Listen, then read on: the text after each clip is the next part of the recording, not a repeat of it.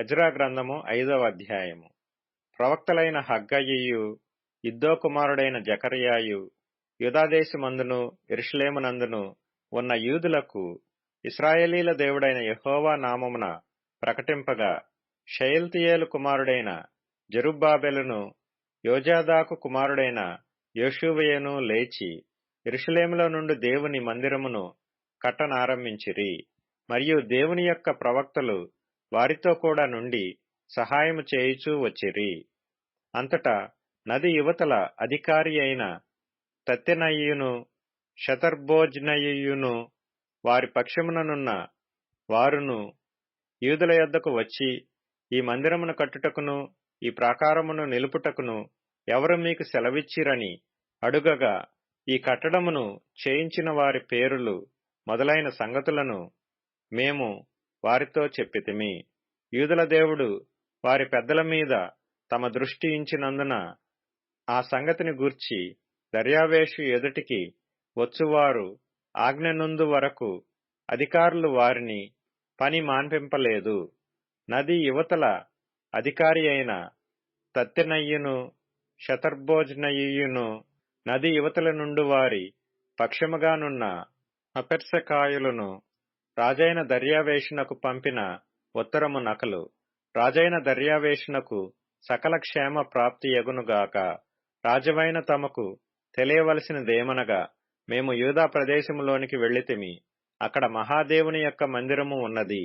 అది గొప్ప రాళ్ల చేత కట్టబడినది. గోడలలో మ్రానులు వేయబడినవి.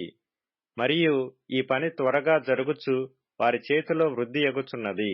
ఈ మందిరమును కట్టుటకును ఈ ప్రాకారములను నిలుపుటకును ఎవరు మీకు సెలవిచ్చిరని మేము అక్కడనున్న పెద్దలను అడిగితిమి. వారిలో అధికారులైన వారి పేళ్లు వ్రాసి తమకు తెలియజేయుటకై వారి పేళ్లను అడుగగా, వారు ఈలాగున ప్రత్యుత్తరమిచ్చిరి. మేము భూమి ఆకాశముల దేవుని యొక్క సేవకులమై అనేక సంవత్సరముల క్రిందట ఇశ్రాయేలీలలో నొక గొప్ప రాజు కట్టించి నిలిపిన మందిరమును మరలా కట్టుచున్నాము. మా పితరులు ఆకాశమందలి దేవునికి కోపము పుట్టించినందున ఆయన వారిని కల్దీయుడైన నెబుకద్నెజరును బబులోను రాజు చేతికి అప్పగించెను. అతడు ఈ మందిరమును నాశనము చేసి జనులను బబులోను దేశములోనికి చెరపట్టుకొని పోయెను. అయితే బబులోను రాజైన కోరెషు ఏలుబడిలో మొదటి సంవత్సరమందు రాజైన కోరెషు దేవుని మందిరమును తిరిగి కట్టుటకు ఆజ్ఞ ఇచ్చెను.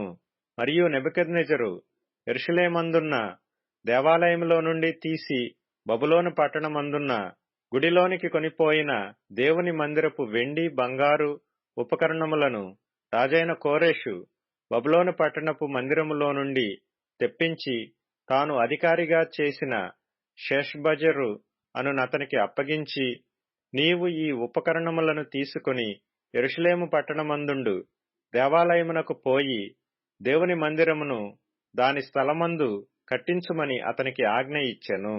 కాబట్టి షేష్బజరు వచ్చి యెరూషలేములో నుండు దేవుని మందిరపు పునాదిని వేయించెను.